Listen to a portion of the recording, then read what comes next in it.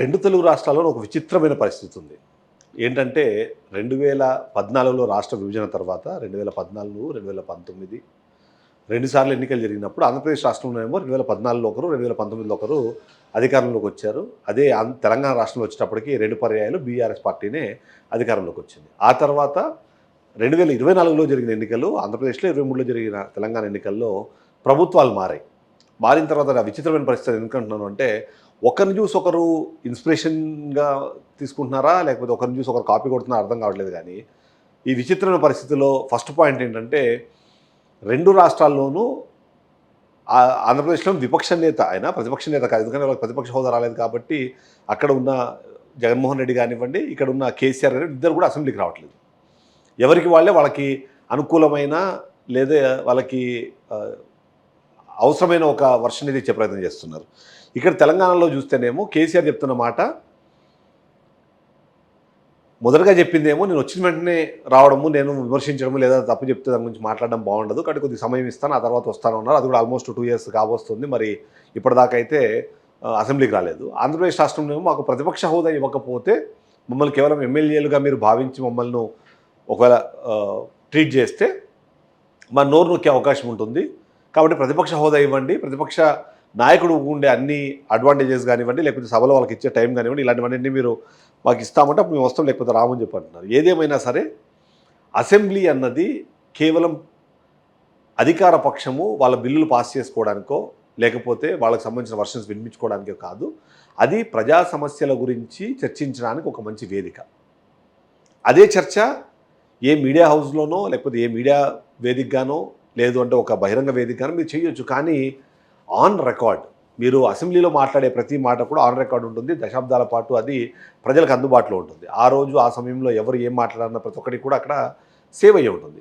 So అలాంటిది ఒకటి ఉంటుంది. అంతేకాకుండా ఒక అఫీషియల్ ప్లాట్ఫామ్ అసెంబ్లీ అన్నది ప్రజా సమస్యల గురించి మాట్లాడడానికి లేదా ప్రభుత్వం తీసుకున్న నిర్ణయాల్లో ఉన్న తప్పులను ఎత్తి చూపడానికి లేదా వాళ్ళని సరిచేయడానికి, నిజంగానే ఏదైనా తప్పు చేస్తే వాళ్ళను ప్రశ్నించడానికి, వీటన్నిటికీ ఉపయోగపడే ఒక వేదిక. ఆ వేదికని మాత్రం బీఆర్ఎస్ పార్టీ ఉపయోగించుకుంటుంది కానీ కేసీఆర్ కాదు.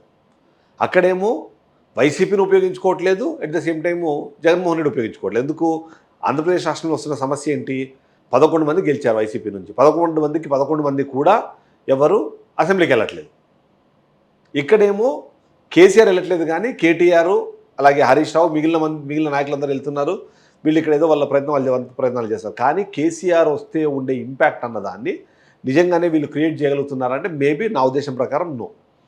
కేసీఆర్ వస్తే, కేసీఆర్ మాట్లాడితే, కేసీఆర్ కనీసం ఒక చూపు చూస్తే లేదా ఆయన సైగ చేస్తే అది చాలా ఇంట్రెస్టింగ్గా ఉంటుంది అని చెప్పి ఒక జర్నలిస్ట్గా నేను భావిస్తాను. ప్రజలు కూడా అది ఎక్స్పెక్ట్ చేస్తున్నారు. ఎందుకంటే అక్కడ మాట్లాడేది నిజాలని ఒకరు, అబద్ధాలని ఒకరు, తప్పుగా ఎక్స్ప్లెయిన్ చేస్తున్నారని ఒకరు, తప్పుగా ఎక్స్ప్రెస్ చేస్తున్నారని ఒకరు, ఇట్లా ఒకరొకరు వాళ్ళ వర్షన్స్ వినిపించే ప్రయత్నం చేస్తారు. కానీ అదే కేసీఆర్ వస్తే ఆయన మాటల తీరు, అందులో ఉన్న పటుత్వము లేకపోతే దానికి సంబంధించిన ఖచ్చితత్వము, నికార్సైనతనం ఇవన్నీ కూడా ప్లస్ అవుతాయని చాలామంది అనుకుంటారు. నేను కూడా అదే భావిస్తున్నాను. కాబట్టి కేసీఆర్ అసెంబ్లీకి రాకపోవడము, అటు జగన్మోహన్ రెడ్డి చేస్తున్న మాట ఏంటి? మేము 11 మంది ఉన్నాము, మాకు ప్రతిపక్ష హోదా ఇవ్వడానికి అవకాశం లేకుండా క్రియేట్ చేస్తున్నారు. వాస్తవానికి కూటమి అంటే మొత్తం ప్రభుత్వంలో ఉన్న 3 పార్టీలు అంటే టీడీపీ, జనసేన, బీజేపీలు ముగ్గురు అధికారంలో ఉన్నారు. కాబట్టి అధికారంలో లేని మరొక పార్టీ అంటే అది విపక్షం అవుతుంది. అది ప్రతిపక్ష హోదా ఇవ్వడానికి మీకు ఏంటి ప్రాబ్లం అంటారు. ప్రతిపక్షంలో ఉంటే అంటే ప్రతిపక్ష హోదా ఇస్తే ప్రతిపక్ష నాయకుడిగా ఆయన కొన్ని అడ్వాంటేజెస్ వస్తాయి. ఆయన ఎప్పుడైనా సరే మినిస్టర్లు లేకపోతే ఎమ్మెల్యేలు మాట్లాడదు చేయించినప్పుడు ఆయనకి ఖచ్చితంగా మైక్ ఇవ్వాల్సి వస్తుంది. ఆయన ఖండించడానికి అవకాశం దొరుకుతుంది. అలా కాకుండా ఒక ఎమ్మెల్యేగా ట్రీట్ చేస్తే మాత్రం ఆ అవకాశం అనేది ఉండదు అన్నది జగన్మోహన్ రెడ్డి చేస్తే వాళ్ళు. సరే, నేను స్టార్టింగ్లో ఒక స్టేట్మెంట్ చెప్పాను. ఒకరిని చూసి ఒకరు కాపీ కొడుతున్నారా, ఇన్స్పిరేషన్ తీసుకుంటున్నారా ఏంటి అర్థం కావట్లేదు. 2023లో ఎన్నికలు జరిగాయి. బీఆర్ఎస్ ఓడిపోయింది. ఎందుకు ఓడిపోయింది అంటే సిట్టింగ్ స్థానాలు ఎక్కువ మందికి ఇవ్వడం వల్ల వాళ్ళ మీద ఉన్న వ్యతిరేకత కాస్త ప్రభుత్వం మీద కన్వర్ట్ అయ్యి దాని ద్వారా వాళ్ళకు అధికారం రాకుండా పోయింది. ఫర్ ఎగ్జాంపుల్ ఇగో ఏ అయితే మార్చారో వాళ్ళందరికీ ఇగో మళ్ళీ గెలిచారు వాళ్ళు అని చెప్పి కొన్ని ఎగ్జాంపుల్స్ చూపిస్తున్నారు. దీన్ని చూసి జగన్మోహన్ రెడ్డి ఏం చేశారు? సిట్టింగ్ స్థానాల మీద ఏమైనా వ్యతిరేకత ఉందేమని చెప్పి సిట్టింగ్ స్థానాలన్నీ మార్చుకుంటూ వెళ్ళిపోయారు. చాలా వరకు మార్చేశారు. కొద్దిమందిని ఒక ప్లేస్ నుంచి ఇంకో ప్లేస్ మార్చారు. కొత్త వాళ్ళకి అవకాశం ఇచ్చారు. ఇవన్నీ కలిపితే ఇప్పుడేమంటారు? సిట్టింగ్ స్థానాన్ని మార్చుకుంటూ ఉండాల్సింది కొత్త వాళ్ళు వచ్చారు, పాత వాళ్ళు మారారు.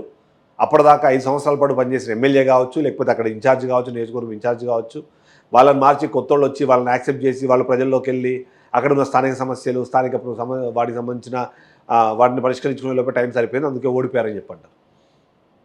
ఇక ఈ రెండింటి నేపథ్యం చూసినప్పుడు ఇక్కడ ఈయన ఓడిపోవడానికి కారణం ఏది ఉందో అది ఆంధ్రప్రదేశ్ రాష్ట్రంలో అలా లేదు, అది ఎంటైర్లీ డిఫరెంట్గా అయిపోయింది. ఇక అధికారంలో ఉన్న బీఆర్ఎస్ పార్టీ అప్పుడు అభివృద్ధి మీద సంక్షేమం మీద ఎక్కువ కాన్సన్ట్రేట్ చేసింది, దాన్నే మా అడ్వాంటేజ్గా తీసుకెళ్తామంటే అదే ప్రయత్నము వైసీపీ చేసింది, కానీ బట్ రిజల్ట్స్ అయితే డిఫరెంట్గా వచ్చాయి. అంటే ఈ రెండు రిజల్ట్స్ సేమ్, ఇటు వీళ్ళని ప్రజలు యాక్సెప్ట్ చేయలేదు, అటు వాళ్ళని ప్రజలు యాక్సెప్ట్ చేయలేదు, మొత్తానికి ఇద్దరికి అధికార పక్షంలోంచి తీసి కింద కూర్చోబెట్టారు అన్నది అయితే అర్థమవుతుంది. సో ఈ నేపథ్యంలో ఈ కంపారిజన్స్, ఈ క్యాల్కులేషన్స్ ఇవన్నిటిని మనం చూస్తున్న నేపథ్యంలో ముఖ్యంగా మనం ఇక్కడ మాట్లాడుకోవాల్సింది ప్రతిపక్ష పార్టీ కానివ్వండి, విపక్షం కానివ్వండి, దానికి అధినేతలుగా ఉన్న ఈ నాయకులు అసెంబ్లీకి వెళ్తే అక్కడ వాళ్ళు మాట్లాడే మాటలు, వాళ్ళు చేసే సూచనలు, వాళ్ళు ఎత్తే అంశాలు ఇవన్నీ కూడా ప్రజలకు ఉపయోగపడతాయి.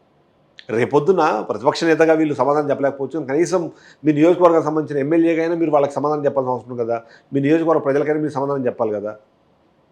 అటువైపు కూడా ఆలోచించకపోతే ఏంటి?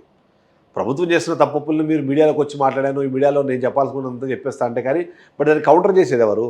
ఆ కౌంటర్ చేసిన ప్రెస్ మీట్ ఇంకో చోట జరుగుతుంది, ఈయన మాట్లాడేదేమో ఒక చోట.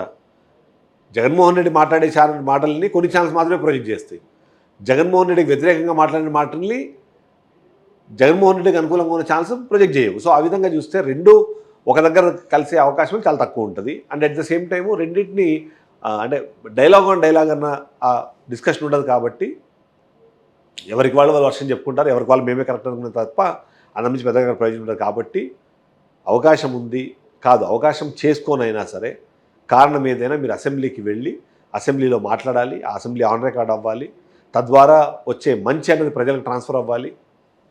అలాంటి నిర్ణయాలు తీసుకోకపోతే మాత్రం వీళ్ళని ప్రజలు క్షమించాలని మాత్రం మనం చెప్పొచ్చు. Thank you.